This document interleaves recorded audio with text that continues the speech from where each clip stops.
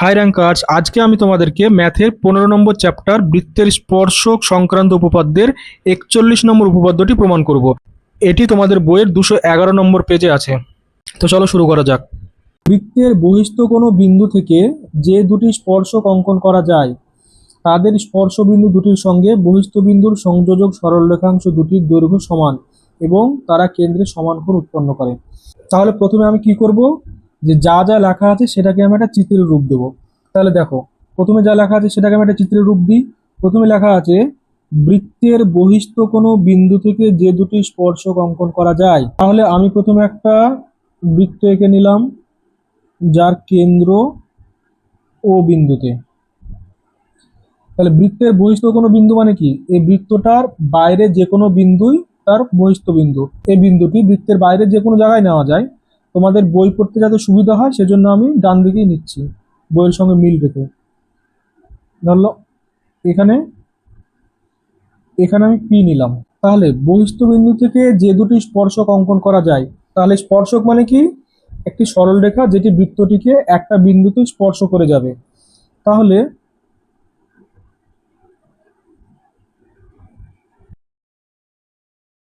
ধরো আমি এটা একটা স্পর্শক আঁকলাম যেটা ও কেন্দ্রীয় বৃত্তকে এ বিন্দুতে স্পর্শ করেছে, যেটা এটা হলো এ বিন্দু। তাহলে দুটো স্পর্শক অঙ্কন করা যায়। আমি একটা এঁকেছি, আর একটা আঁকবো। আঁকি। ধরো এটা দ্বিতীয় স্পর্শক যেটা বৃত্তটিকে একটা বিন্দুতে স্পর্শ করেছে, এটা বি। এখানে এপি এবং বিপি দুটো স্পর্শক, এবং স্পর্শক যেহেতু সরল রেখা হয় তাহলে এই দুটো স্পর্শকের কোনো শেষ নেই, তাই আমি এদেরকে অ্যারো দিয়ে এরকম প্রকাশ করছি। তো দেখো তোমাদের বইয়ে এপি আর বিপি কে দুটি স্পর্শক বলা হয়েছে, কিন্তু এখানে আবার দেখো লেখা আছে এই যে স্পর্শ বিন্দু দুটির সঙ্গে বহিস্থ বিন্দুর সংযোজক সরলরেখাংশ দুটির দৈর্ঘ্য সমান। তাহলে এটা কি লেখা দরকার ছিল? বইয়ের ভাষা অনুযায়ী তো বলে দিতে পারতো যে বহিস্থ বিন্দু থেকে যে দুটি স্পর্শক অঙ্কন করা যায় তাদের দৈর্ঘ্য সমান, এপি আর বিপি যদি স্পর্শকই হয়। সুতরাং বিষয়টা স্টুডেন্টদের কাছে একটু কনফিউজিং, বই পড়ে সবটা বোঝা যাবে না এবং বইয়ে অনেকটা অসম্পূর্ণ লেখা আছে। মাধ্যমিক লেভেলের জন্য ঠিক আছে, কিন্তু চলো তোমাদেরকে ডিটেলসে বলে দিই বিষয়গুলো, তাহলে তোমাদের লিখতেও সুবিধা হবে, মুখস্থ করতে হবে না, এবং পুরো বিষয়টা বুঝতেও পারবে। কয়েকটা জিনিস রাফে বলে দিই চলো। যদি এটা একটা বৃত্ত হয় তাহলে ও কেন্দ্রীয় বৃত্তের, ধরো এটা একটা স্পর্শক, এটি স্পর্শক মানে সরল রেখা। সরল রেখা মানে কি, যে এটার এদিকেও শেষ নেই এদিকেও শেষ নেই, দুই দিকেই অসীম পর্যন্ত বিস্তৃত হবে। এবার তাহলে এটা একটা সরল রেখা, এটাকে যদি আমি বলি L1, তাহলে বলতে পারি যে ও কেন্দ্রীয় বৃত্তের L1 হচ্ছে একটা স্পর্শক। স্পর্শক মানে সরল রেখা যার দুদিকেই কোনো শেষ নেই। এবার তোমরা দেখো, এটা হলো একটা সরল রেখা, সরল রেখা। তাহলে সরল রেখা মানে কি বুঝলে, সরল রেখার ডান দিকে এবং বাঁ দিকে দুদিকেই অসীম পর্যন্ত বিস্তৃত থাকে, যার কোনো শেষ থাকে না। তাহলে যদি আমরা দুটো বিন্দু, যেমন বইয়ের উপপাদ্যটায় লেখা আছে যে এটা ধরো একটা বহিস্থ বিন্দু পি এবং এটা ধরো স্পর্শ বিন্দু এ, তাহলে বহিস্থ বিন্দু আর স্পর্শ বিন্দু এটাকে যদি আমি যুক্ত করি তাহলে এটাকে কি বলা যাবে বলো তো? এটাকে সরল রেখা বলা যাবে না, কখনোই সরল রেখা বলা যাবে না। যখনই তোমরা জানবে যদি কোনো একটা সোজা রেখার দুদিকে শেষ থাকে অর্থাৎ প্রান্ত বিন্দু থাকে, তাহলে এটা একটা শেষ বিন্দু মানে প্রান্ত বিন্দু, এটাও শেষ বিন্দু মানে প্রান্ত বিন্দু। যদি দুদিকে শেষ হয়ে যায় তাহলে সেটাকে কখনোই তোমরা সরল রেখা বলবে না, কি বলবে? সরল রেখাংশ। কি? সরল রেখাংশ। এবার যদি ধরো একটা প্রান্ত বিন্দু থাকে, মানে ধরো একটা টর্চ লাইট, একটা প্রান্ত বিন্দু থাকে এবং যে কোনো একদিকে, এটা ধরো ডান দিকে বা এই প্রান্ত বিন্দু থেকে এই বাঁ দিকে যার কোনো শেষ থাকবে না, তাহলে এটা কি হবে বলো? সরল রেখা হবে না সরল রেখাংশ হবে? এটা কিন্তু সরল রেখাও হবে না সরল রেখাংশ হবে না, এটাকে বলা হবে রশ্মি, রশ্মি বা রে।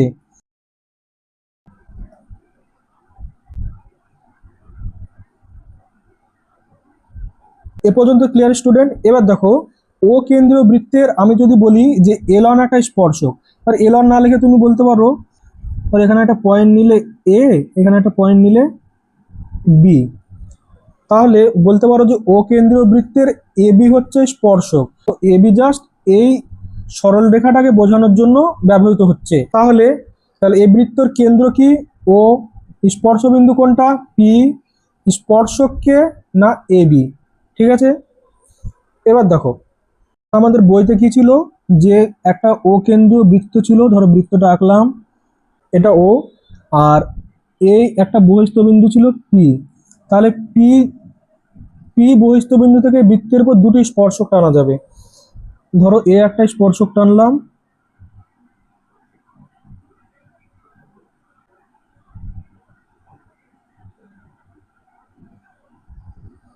আবার এ একটা স্পর্শক টানলাম, আর বৃত্তকে দুটো বিন্দুতে স্পর্শ করবে, যে বিন্দুটাকে আমরা বলেছিলাম যে একটা এ আর একটা বি।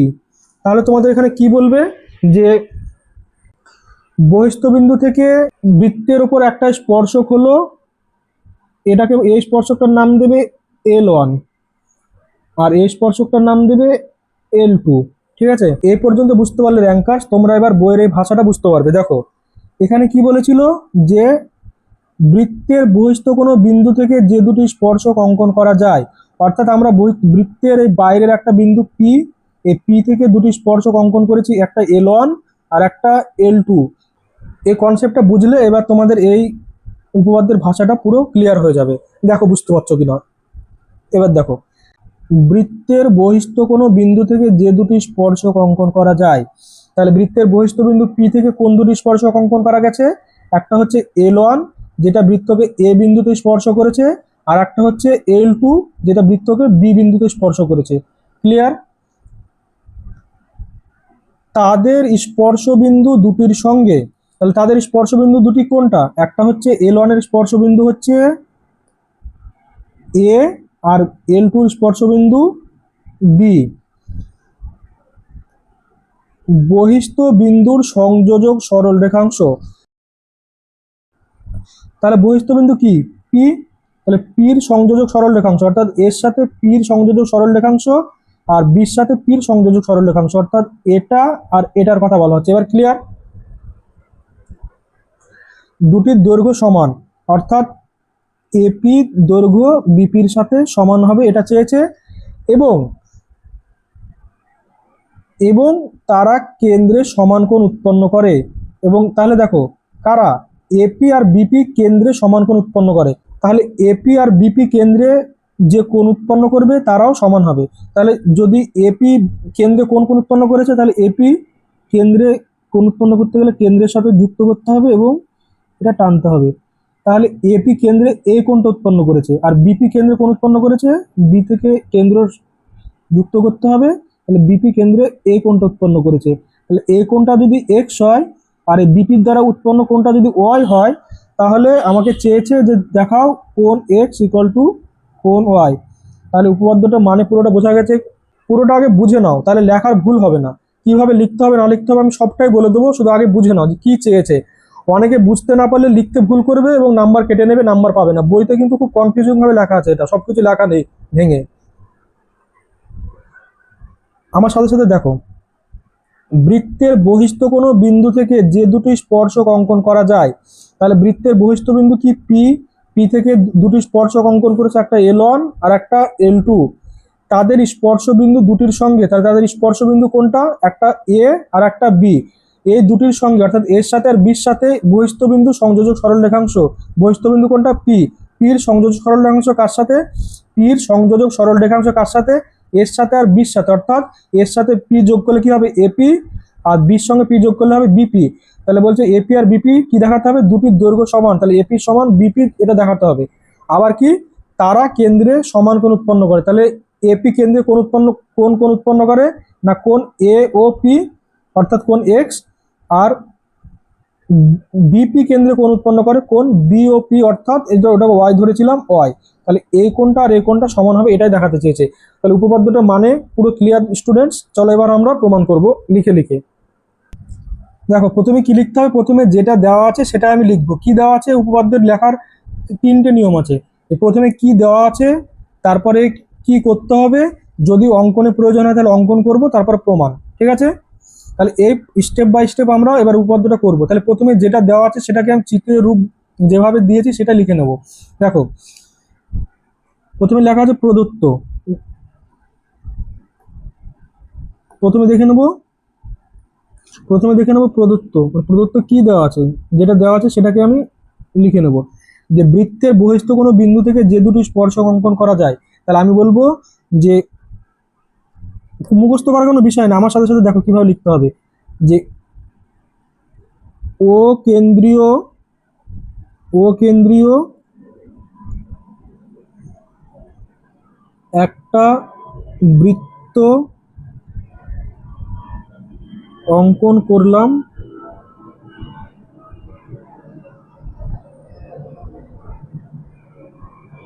যার বহিস্থ বিন্দু পি। দেখো যেটা বলেছিলাম সেটা লিখলাম, যে বৃত্তের বহিস্থ কোনো বিন্দু থেকে যে দুটি স্পর্শক অঙ্কন করা যায়। তাহলে আমি একটা বৃত্ত অঙ্কন করলাম যার কেন্দ্র ও এবং এর একটা বহিস্থ বিন্দু পি দিয়েছি, এখানে নিয়েছি, সেটা আমি লিখলাম। এবার যে দুটি স্পর্শক অঙ্কন করা যায়, তাহলে এবার কি লিখতে হবে, যে বহিস্থ বিন্দু পি থেকে বিন্দু পি থেকে, এখানে নাম দাও L1 আর এই স্পর্শকটার নাম দাও L2। বিন্দু পি থেকে দুটি স্পর্শক L1 ও L2 অঙ্কন করলাম,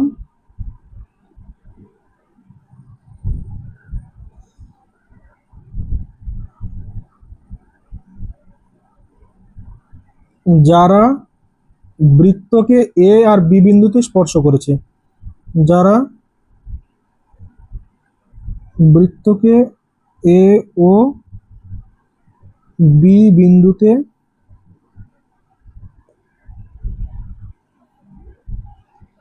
স্পর্শ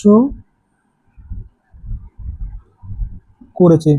এখানে লিখে যথাক্রমে লিখে দিতে পারো, এ ও বি বিন্দুতে স্পর্শ করেছে। অর্থাৎ এপি আর বিপি দুটো সরলরেখাংশ আমরা পেয়ে গেছি। এবার এরা কেন্দ্রে সমান কোণ উৎপন্ন করে, অর্থাৎ কেন্দ্রে সমান কোণ উৎপন্ন করতে গেলে আমাকে কি করতে হবে, এর সাথে এ ও বিও এবং ওপি যুক্ত করতে হবে। তাহলে কি লিখবো, এও বিও এবং ওপি যুক্ত করলাম। তাহলে যুক্ত করো।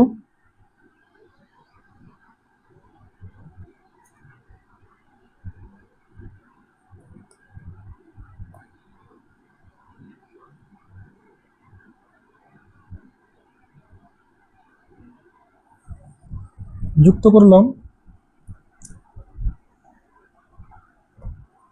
যুক্ত করে কি পেলাম,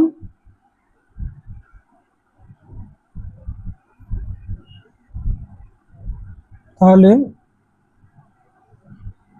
যুক্ত করে কি পেলাম, যে এপি আর বিপি কেন্দ্রে কোন কোন উৎপন্ন করেছে, না কোন এওপি এবং বিওপি উৎপন্ন করেছে। তাহলে এপি ও বিপি কেন্দ্রে যথাক্রমে কোন এ ও পি, এ কোনটা, ও কোন কোন বি ও পি উৎপন্ন করেছে। তাহলে দেখো যেটা আছে আমি সেটাই দেখে দেখে আমি এটাকে একটা চিত্রের রূপ দিলাম নিজের ভাষায়। একদম বইয়ের ভাষা লিখতে হবে, একটু বেশি কম লেখা যাবে ওরকম না, যেটা আছে সেটাই তুমি নিজের ভাষায় লিখবে। তাহলে এওপি আর বিওপি কোন উৎপন্ন করলো। তাহলে দেখো কি প্রমাণ করতে হবে, না প্রমাণ করতে হবে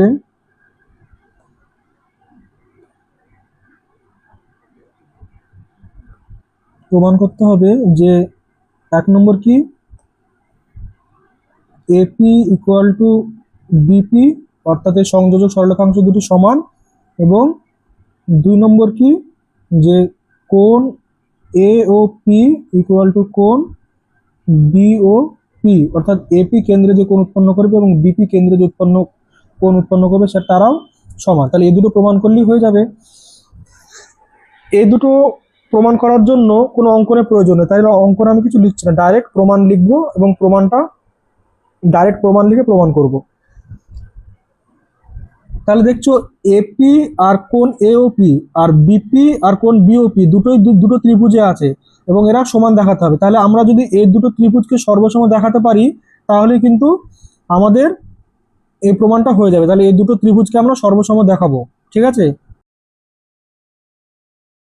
তাহলে দেখো কিভাবে সর্বসম দেখাচ্ছি।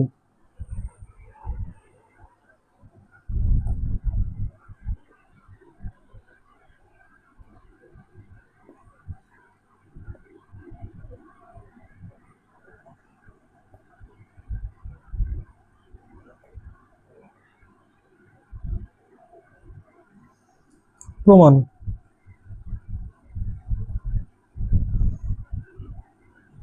তাহলে ত্রিভুজ এ ও পি, অর্থাৎ এই ত্রিভুজটা এবং এই ত্রিভুজটা ও ত্রিভুজ বি ও পি থেকে পাই কি পাই যে ও এ লম্ব এপি। কেন বলতো, আগের উপাদ্যটা পড়েছিলে যে কোনো বৃত্তের স্পর্শক এবং স্পর্শবিন্দুগামী ব্যাসার্ধ পরস্পর কি হয়, লম্ব হয়। তাহলে এখানে এটা কেন, এটা লিখে দেবে যে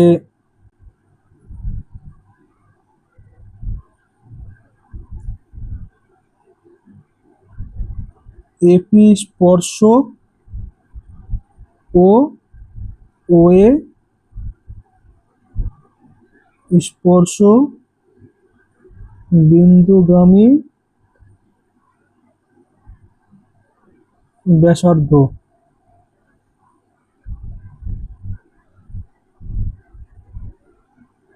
অতএব কোণ ও এ পি, অর্থাৎ এই কোণটা, তাহলে এই কোণটা কত, 90 degree, O P equal to 90 degree, একটা সমকোণ পেয়ে গেলাম, ঠিক আছে?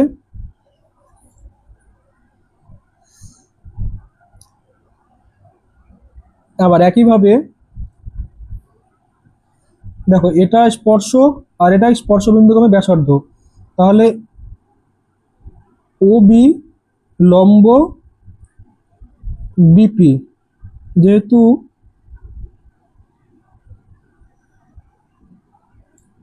বিপি স্পর্শক ও ওবি স্পর্শ বিন্দুগামী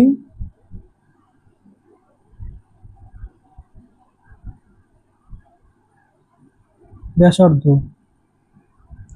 তাহলে কোণ ও বিপি ইকুয়াল টু 90 ডিগ্রি, এই কোণটা 90 ডিগ্রি।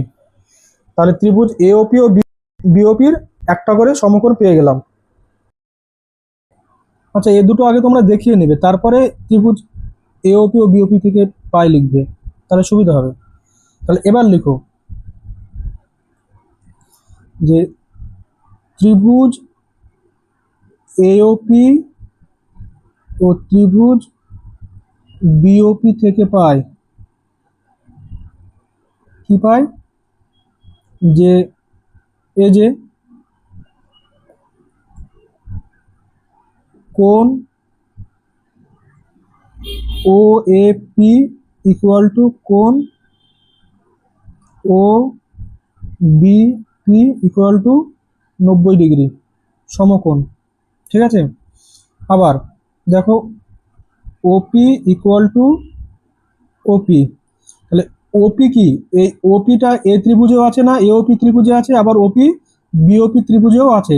তাহলে ওপি হচ্ছে দুটো ত্রিভুজেরই কমন বাহু, অর্থাৎ সাধারণ বাহু। তাহলে এটা কি যে সাধারণ বাহু, সাধারণ বাহু।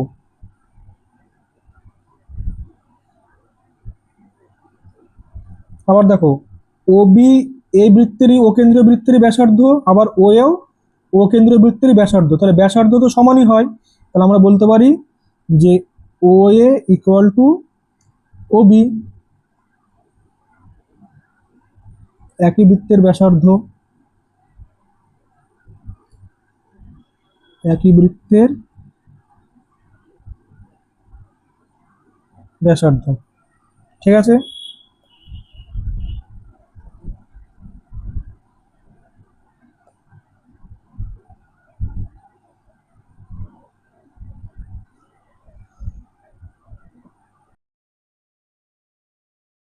তাহলে দেখো, এই দুটো ত্রিভুজের একটা সমকোণ পেলাম, অর্থাৎ আর পেয়ে গেলাম, এবং সমকোণের বিপরীত বাহু কি হয়? অতিভুজ। তাহলে অতিভুজ ওপিও সমান পেয়ে গেলাম, এই যে। তাহলে একটা হাইপোটেনিয়াস পেয়ে গেলাম, এবং একটা সাইড, এই ত্রিভুজের একটা বাহু এবং এই ত্রিভুজের একটা বাহু সমান পেয়ে গেলাম। তাহলে আর এইচ এর সূত্র অনুসারে আমরা কি বলতে পারি যে সুতরাং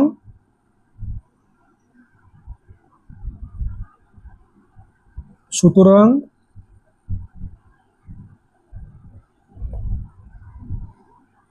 ত্রিভুজ এ ও পি ইকুয়াল সর্বসম ত্রিভুজ বি ও পি। তাহলে এই ত্রিভুজটা আর এই ত্রিভুজটা সর্বসম প্রমাণ হয়ে গেল। এবার দেখো হয়ে গেছে। তাহলে এপি ইকুয়াল টু বিপি কি? সর্বসম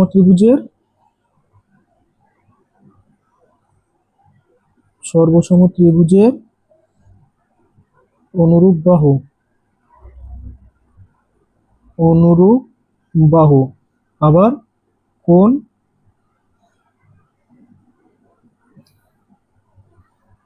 এ ও পি ইকুয়াল টু কোণ বিওপি কি?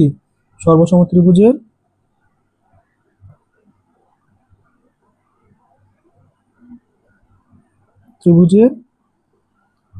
অনুরূপ কোণ।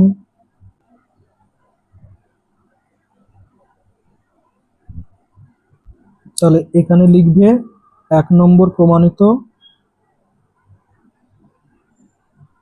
আর এখানে কি লিখবে? 2 নম্বর প্রমাণিত। তাহলে এভাবে বুঝে বুঝে তোমরা যদি এক্স্যাক্টলি এটাই লিখে দাও, তাহলে তোমরা কিন্তু ফুল মার্কস পেয়ে যাবে। ঠিক আছে। তাহলে ভিডিওটি ভালো লাগলে অবশ্যই লাইক করবে, এবং নতুন হলে আমাদের চ্যানেলটি সাবস্ক্রাইব করবে। ধন্যবাদ। ভালোভাবে পরীক্ষা দাও। যাদের পরীক্ষা হয়ে গেছে তারা কেমন পরীক্ষা হলো কমেন্টে জানাবে, এবং যাদের পরীক্ষা বাকি আছে এই উপপাদ্যটা খুবই ইম্পর্টেন্ট, অবশ্যই করে যাবে।